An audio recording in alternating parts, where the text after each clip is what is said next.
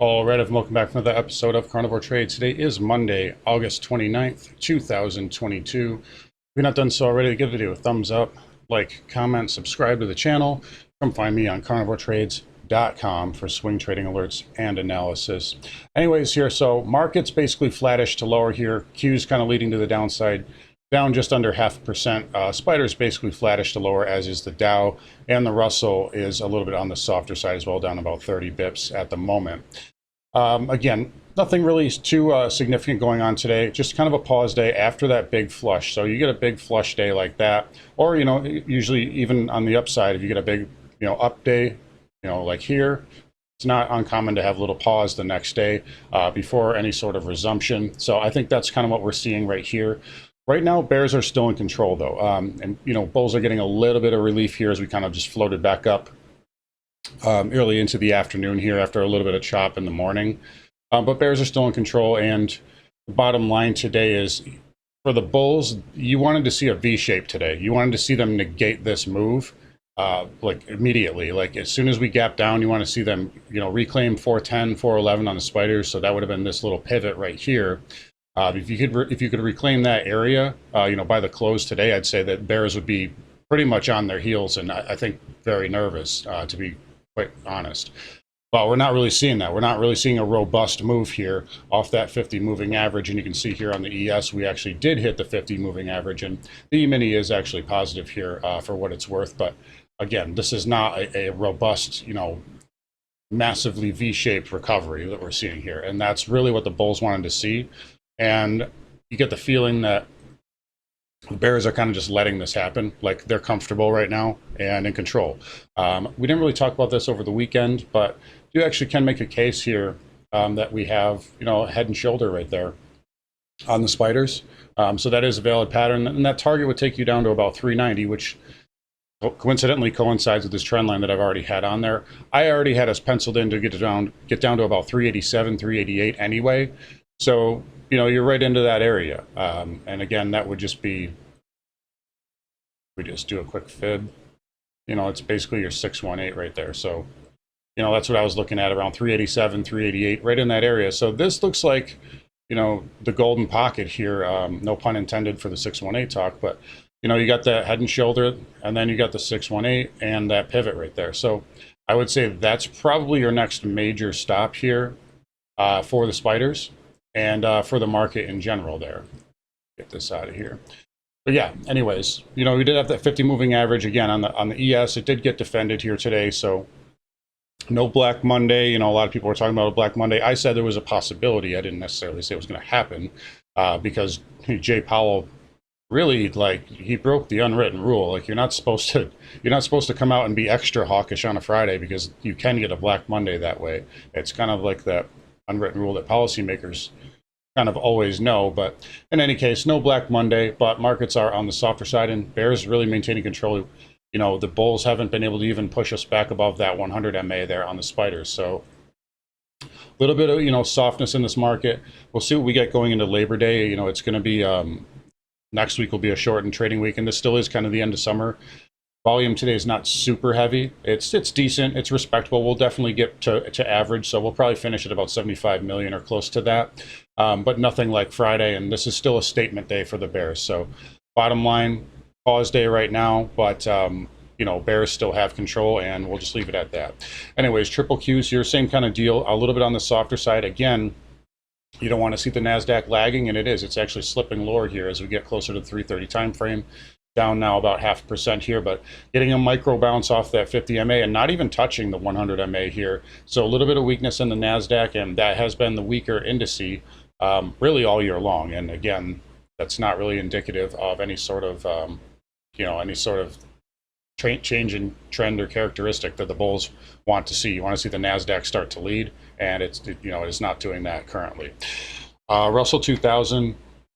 Again, down over 0.5% now. So again, we're seeing the Nasdaq and the Russell, the risk-on indices, behave poorly. And again, that's more of a bearish indicator than not. Short term, you do have some support here at the 50 and 100, kind of that necktie area there on the IWM. And you can make a case that coincides with this former pivot that you broke out of. So right in that area around 182, 183, that would be good, good short-term area for the Russell. If we start to move sideways and put in a bearish pattern, I no longer like that area though, which I think is a possibility over the next couple of days. I think that we're getting close to that holiday weekend. Traders are starting to take off again a little bit. And if we get that kind of chop here, we could put in a bearish inside bar. So that is a possibility as well. That would also be, a way for the spiders to push through this area and get to that 390 handle. So that's kind of what we're looking at moving forward here.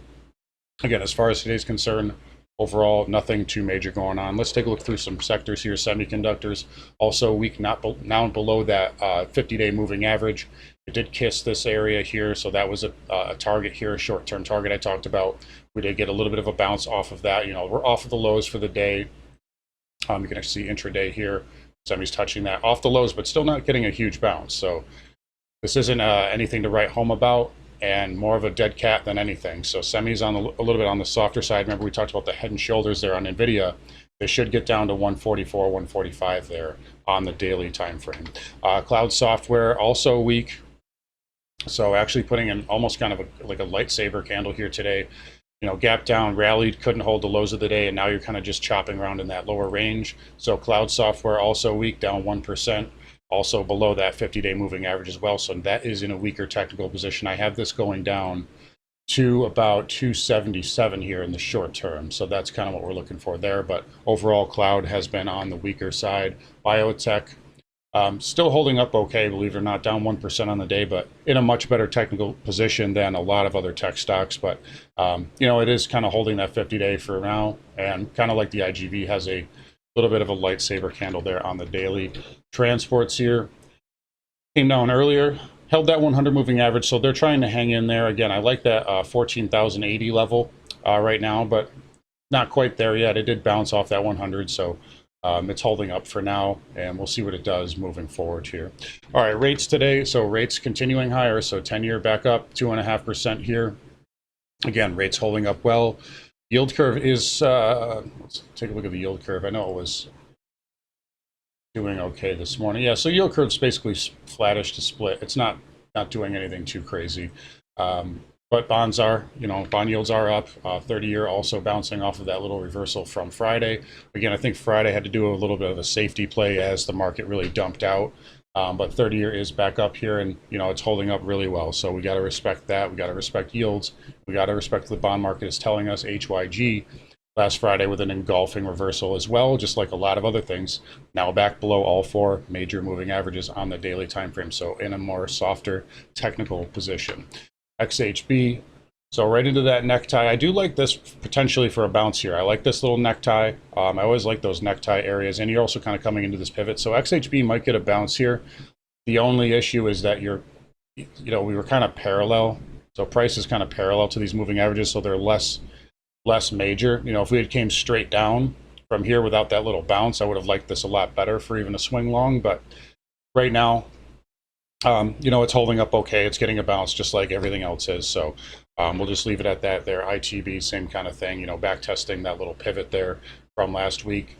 Nothing too much to say about that right there. And then VNQ also getting a bid off of the 50 moving average, but really just kind of putting in a little doji there. Nothing too significant.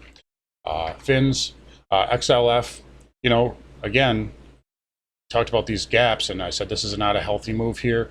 We came down, beautiful engulfing, a gap and crap engulfing reversal too. Look how much it gapped up on Friday and just got pounded here. So little doji for right now. I do think it wants to come and test that 50 moving average. I don't know if it does it tomorrow. Usually when you get a doji, it can signal kind of a pause is coming. So we'll see what kind of pattern it puts in, but fins lower just like everything else here, down almost 1% on the day. Broker dealers finally making a lower low here on the daily time frame for the first time really since June. I mean, that was your daily chart, last daily chart lower low.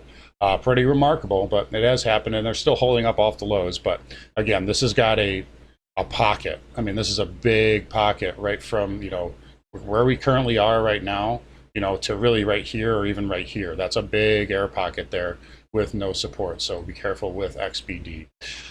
All right, let's flip over to, we talked about that. Let's get on to energy. So crude getting a nice bid, up 4% here. It's flirting with that 50-day moving average. It probably pauses there and probably has to stall out. You got a red bar you're coming up to right now. Again, you know, I've been watching this red bar high here on the weekly, so that's at 88.53. That's your weekly red bar high. I do think that gets tested this week. If we close above that, I will be looking for a bull pattern in crude to possibly play to the long side. So the low might be in if we close above that area. If not, there's still a chance we can get down to these lower areas here. And I did draw another trend line in as well on crude. That goes back to 2020. So there's a lot of trend lines down here that, you know, didn't get hit. There's a lot of levels I was looking for to get hit that did not get hit. But sometimes when you're in a bull market, that will happen. You know, sometimes it just won't.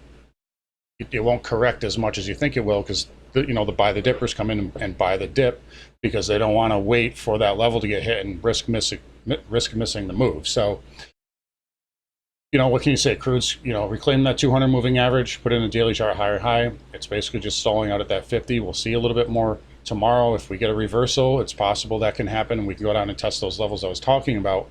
But otherwise, I'm watching that 88.50 area there on the weekly. If we close above that on Friday, then I would definitely think that it's time to get bullish crude here. But either way, I'm still bullish anyway. Just as a swing trader, I need to get the right levels and the right entry. Anyways, XLE, another daily chart higher high. What can you say? It's holding up well.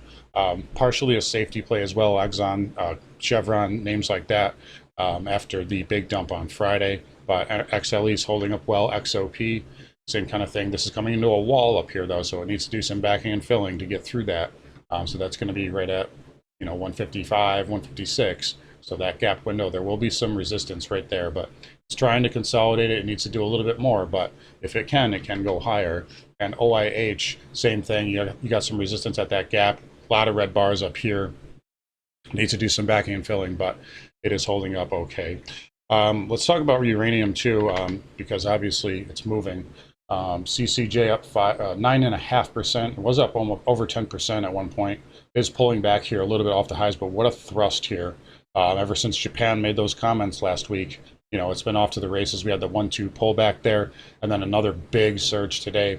So CCJ acting really well. It is into a red bar here, but this is behaving well, and this is a power thrust. I think this can go higher. So I don't know how much higher. I mean, you're going to have resistance up at that 31.50 area, and then of course double top. But you know, power move there for CCJ. Take a look at that weekly candle last week. I talk about an outside week. I mean, that's 1, 2, 3, 4 weeks in a row that you just wiped out in 1 week there, and we're getting another power thrust here today. Again, still into a red bar, so don't. I mean, I wouldn't chase it up here. Please don't chase it up here. But it's holding up well and behaving well, as is the rest of the sector. Of course, URNM now reclaiming trend on the daily time frame. You know, that above all 4 major moving averages, you could even make a case. Not the best, but I mean, you could make a case that, you know, it's an inverse. There's a decent inverse there. Let's do this. So 54 here, about 20 points. So 88. So there's your target there for URNM, if that plays out. So nice little pattern there for a URNM. So you probably got the same thing on the URA. Yep, sure. So that's probably going to take you up to about 26.75, 27. So uranium looks good here, and it's acting well. And obviously the fundamental case, you guys know I've been talking about that for a while, as early as last year. It's very, very strong. Speaking of fundamental case, nat gas, strong fundamental case here. You know, it is backing off a little bit. It does have a lot of natural resistance at that $10 handle. A little bit of weakness today. You're kind of inside that red bar there, but the trend is up. So, you know, it is a little bearish inside bar, but when the trend is up as strong as it is, you know, these have the tendency to fail. We'll have to see if it can take out this, you know, maybe this green bar here at 882, that 20 moving average. If you can get below that, then it can probably correct down to $8 in the short term. But for right now, it's holding up, and we'll just leave it at that there. Dollar index gapped up and then kind of just finished flat here. I wouldn't make too much out of this.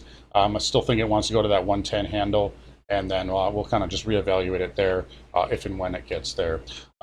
Gold here, lower low daily chart. What can you say? You know, it's down.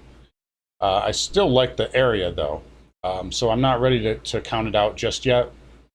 We still had a little bit of continued weakness from gold miners, GDX here today, a little bit on the softer side. I still really think that these miners are into some really good levels. But you know, it takes time. We'll wait for a reversal, and I think we'll get one soon once the market realizes what's going on. But in any case, gold pulling back here today, but is nicely off the lows there. And then silver, same kind of thing, although a little bit on the softer side there. Still trying to hold on to that 1850 handle in the meantime. And then platinum also tested some lower prices, but I do like that little reversal there in platinum on that daily time frame. Palladium also kind of just flagging inside of that move from last Thursday, so no problems right now. And then copper fading off the highs a little bit. So I remember I told you guys on Friday I didn't like that little pop that we got. I was waiting for more backing and filling. So I hope this doesn't become a failed breakout and ends up becoming a breakdown here. So for right now, it's hanging in there okay. The weekly time frame's fine. You do a little bit more of this can get a really nice bid, but for right now, a little bit on the softer side there on that daily time frame. All right, Bitcoin here, actually green in a down market. So they're all holding up really well. So here's my crypto board. Everything's green, nicely up here. Ether up 7.5. So again, continuing to lead, and it's holding that trend line. So that's a good area of support there for Ether, and it's acting well at the moment. Trend is still down though. We need to reclaim that 50 and that 20 and get above that red bar to do anything significant. But crypto is holding up okay. What's the reasoning? You know, I talked about this in the weekend video. It's so beaten down. You know, it's so beaten down that it's like at some point there's a lack of sellers. So you need to have really bad news in order to continue selling. Whereas the rest of the market, you know, the spiders were just rallying for the last month and a half. So there's a little bit more downside. There's a little bit more hands to beat out. A lot of hands have already been beaten out of crypto at the moment. That doesn't mean it's going to go lower. It doesn't mean it can't go lower, but just means right now, I think short term, it's just so beat up that it's probably getting that relief bid there. But anyway, you slice it, nice little day for crypto to actually be leading the market to the upside for once and not to the downside. Anyways, here, let's flip back over to the spiders. About 3:40 p.m. here. And we're just hanging in there, nothing really changing here. We, tried to fade a little bit a while ago, then it tried to bid back up, and now it's really just kind of in a holding pattern. And I wouldn't make too much out of the price action right now. Overall, we'll kind of just take it one day at a time here. And again, we may get a little bit more backing and filling, especially with coming into that Labor Day holiday. Anyways, guys, I'm going to wrap it up here. You guys take care. Come find me on carnivoretrades.com, and I'll talk to you all tomorrow.